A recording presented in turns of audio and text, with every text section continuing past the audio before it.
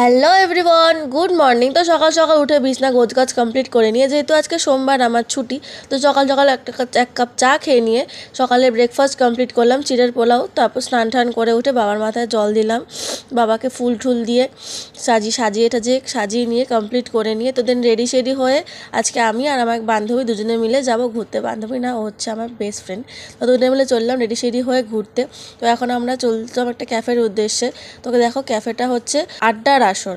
তো এখানে খুব ভালো ভালো মানে অ্যাম্বিয়েন্সটা এত ভালো, আর এখানের মেনু কার্ডটাও তোমরা দেখে নাও। এত অ্যাফোর্ডেবল প্রাইসের মধ্যে এত দারুণ দারুণ কম্বো আছে, এত ভালো টেস্ট, মানে কি বলবো। আমরা নিয়েছিলাম হচ্ছে এগ ফ্রাইড রাইস, আর তার সাথে ছিল 3 পিস চিলি চিকেন, আর তার সাথে নিয়েছিলাম সোডা মানে হচ্ছে মকটেল ছিল। তো দারুণ টেস্ট ছিল।